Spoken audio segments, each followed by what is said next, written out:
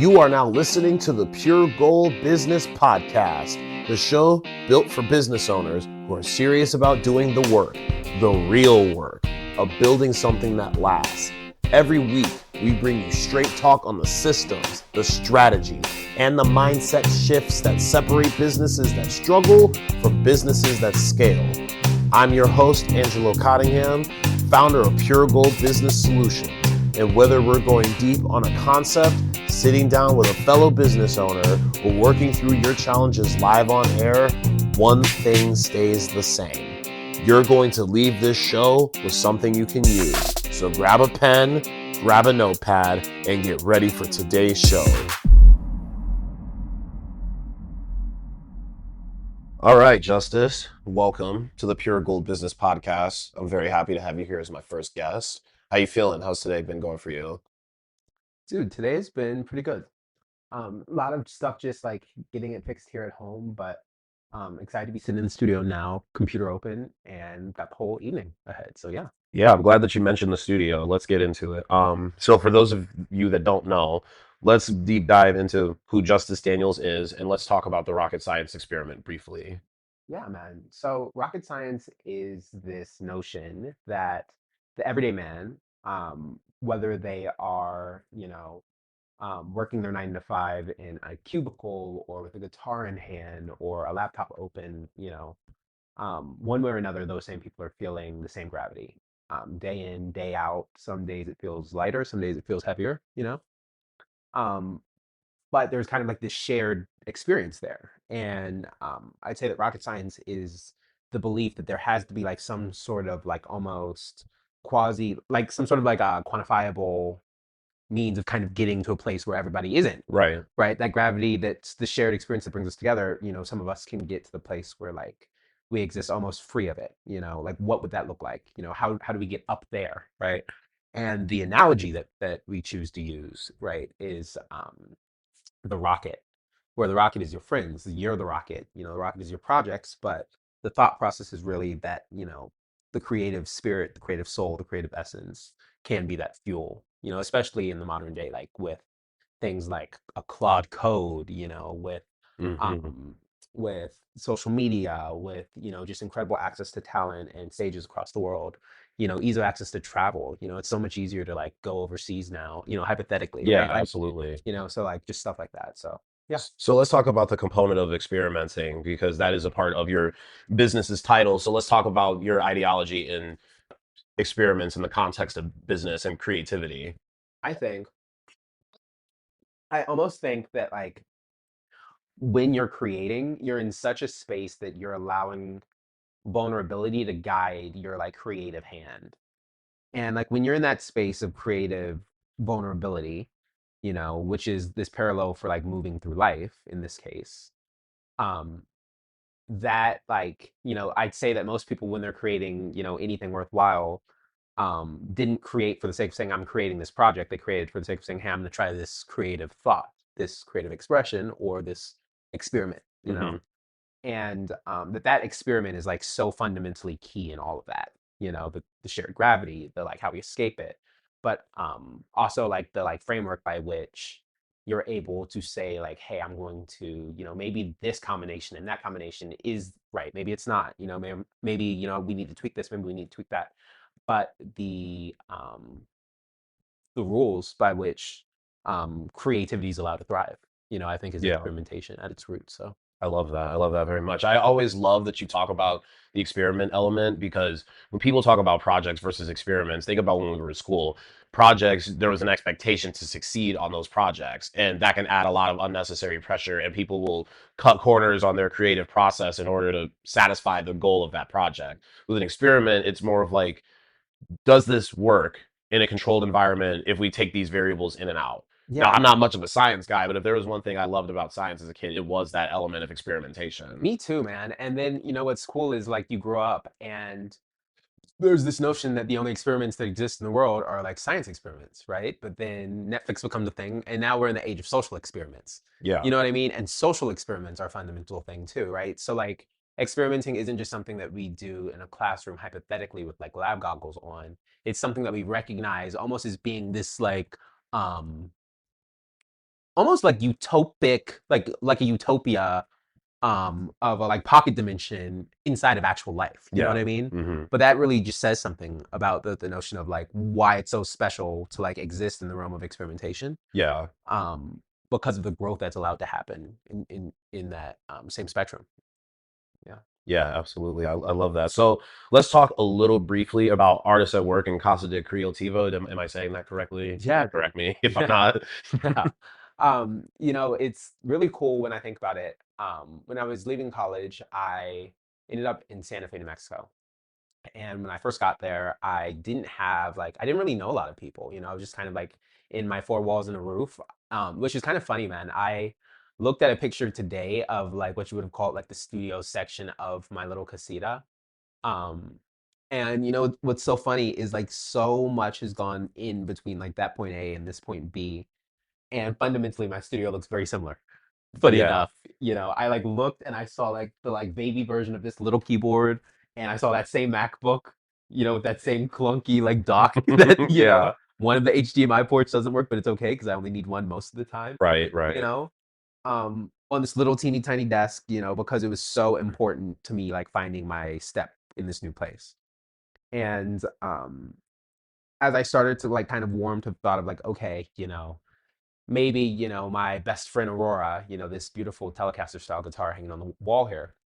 Um, Aurora, maybe we should go out, check out like an open mic or something, Yeah. Went to an open mic and fell in love with both the concept of open mics, that particular open mic, but then also in the days that kind of right around that, um, formed like the basis for this music collective that was called Artists at Work.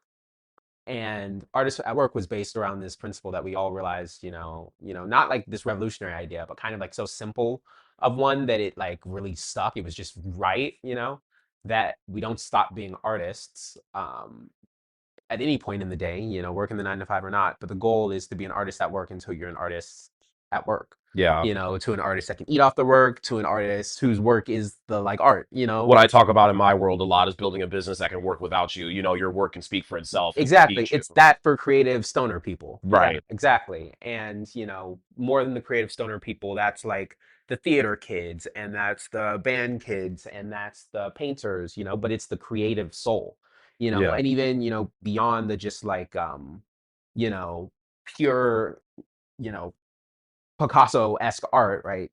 Even, the right brain mind, a logistics operation, that's also a creative. Yeah, I can tell you there is a lot of creativity that goes into setting up these operational things that people, it sounds very boring, but if that was like your thing, there is a very, very common art form.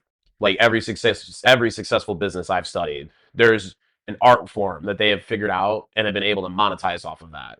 And the beautiful thing about that is you can take that and you can help just about anybody with those principles, Yeah. regardless of what industry they're in, creative or not. Yeah. So, be honest with me. Was there ever a version of you that didn't believe you were good enough to change what you could do and what you could do for others? And if you did, what did that feel like? I think when Artists at Work was like really at its like peak was very much that way for me a little bit. Not because I didn't think that I could do it, but almost because I was like in shock that it was all like happening. We were like getting calls and events and bookings and shows and studio sessions. It was great, it was cool. But when things started happening where like we were really helping the community, I was like, wow, this is kind of like a new level of cool. Um, but I can remember probably like sometime right before like I moved from Santa Fe to Albuquerque, Hmm. um, existing probably in this period of like, what does this even look like? Um, maybe not quite of like imposter syndrome quite, but like almost like a fear, Yeah, like we talk about like in rocket science, the fear of like going fast and going faster and faster. yeah. It's You the variables that you don't control that you're not Yeah, familiar with. and it almost becomes like even more terrifying because you're like I feel like at a certain point you're like, man, I trust me and I trust me and I Yeah. trust me, you know. And that's But another big thing with imposter syndrome too, because like I know this is something in the next few weeks over social media and future episodes of the podcast I want to talk about. yeah, There's so many people that are fearful not just of failure, but of success. They're for very sure. afraid of those moments where they sit there and they're like, all these great things are happening, or they're super busy like they've been wanting. Yeah. And then it's like, time out. I'm living this life now. I know I've had that moment. I know you've had that moment.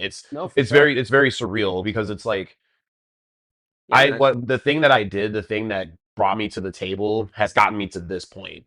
And even if it's like, did this happen at all? I think for a lot of people, it's like how fast it happened. Hmm. I even think on the in the vein of in the vein of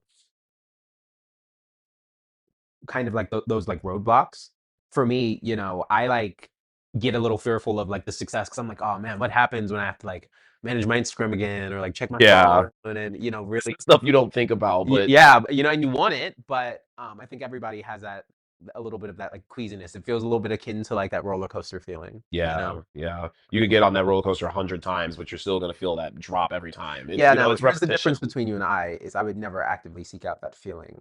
Yeah, I'm a little bit of an adrenaline junkie, Yeah, that but said, the analogy still stands, right? Yeah. okay. And then let's talk about the experiences out of like artists at work, founding rocket science experiments that really molded you. So those doubts that you were talking about, well, not doubts, but let's say more of the realization of, oh my God, we're really doing these things. Did it make your work better, worse, or My work? both at different times? My work? Yeah, like across the board, operationally or creatively. Like, was it great for the music, but you were having a hard time handling the calls? Was it Yeah. good to get those calls, or did it get in the way of like studio time? It's funny that you say that. It very much was like, oh my God, we're really doing this. But Justice the Poet didn't really exist as like a fully formed artist yet, not in like the synergized sense of instruments I play. Like, I recently started teaching music, and was teaching a bass lesson and was playing this cool, I think I was playing like, what was it? 8 Days a Week by the Beatles. Yeah, I taught him how to play that on the bass, and it was such a cool bass line. I was like, man, I haven't played the bass in forever, But at that stage, it wasn't really like a Justice the Poet who understood how all of that like met in one artist who was a yeah, musician as well, but an equal parts a storyteller, an equal, you know what I mean, like yeah, all those absolutely. things. It's so important to tell a story. Yeah, man. And then I got diagnosed with POTS actually after doing one of my favorite shows that I've done. It was July, I want to say, of 2024. It was the UFO Festival. I was the co-headliner of the International UFO Festival Yeah, in Roswell, and it was just so hot. But after that, I had to like really slow down. Things had just started kind of emerging, working on set at Netflix and artists at work and costs were in their heat. So it was kind of a moment for me. But in doing that, it was almost like life kind of caught up to me. And it was like having that space again was almost like, and you'll hear me say this word so much, but it was like a canvas. And in that, it was like all of it kind of like caught up to me. And I think at that moment, the like revelations from like months or the year, maybe like the 6 months before of like, oh my God, we're really doing this, really became like, oh my God, I can really do this for me too. You know what I yeah, mean? 100%. Right at like the dawning of like a Justice. And that's when I made my Alchemy album. It was right then. Yeah. So multi-instrumental artist. Tell the audience all the instruments you play real quick. So I play the guitar, electric guitar, that was my first. I tend to think that bass was probably second. Growing up, I went to School of Rock in Atlanta, and School of Rock. As I was playing guitar, of course, they're like, "Hey, sometimes you want to learn how to play the bass." And it's funny now in adulthood, I have such a bigger appreciation for the bass, but I picked that up along the way. There was a little bit of violin, kind of like during pandemic time, when the world was very like slow and there's just all the space in the world to like play until you fucked up and it sounded better. Yeah. So there's some violin, there's some piano in there. A little proficient. I would never really claim that. Cello, I'm a good cellist. Um, Ukulele, I can get by. Mandolin, I love the mandolin. It's such like a eclectic kind of like stringy sound. Hmm. Kind of akin to like a 12-string guitar. Um, And then yeah, man, I sing a little bit too, I guess. MC, rap, produce, and I can do the Irish jig pretty well too. So get at me. All right. So everything that we've talked about has led you up to today, and this is why we have you on the podcast, is you and me have partnered on getting your home studio launched. So let's talk about that real quick. So the folks that want to know can get in while it's good. There's a drum kit over there. I'm imagining it doing like a drum roll. Right. Maybe I'll go in and like edit some sound and put it in. Absolutely. Insert drum roll here. Dramatic effect. Exactly. Poetic Sound Studios. Yeah, man, it's this cool like DIY concept like out of Danny and I's home here in Olmsted Falls. That really is meant to streamline the like package for artist street growth development and really like just serve as like a springboard for both my creative launches and the launches of some of our dearest friends and Yeah. community members here in Cleveland. Yeah.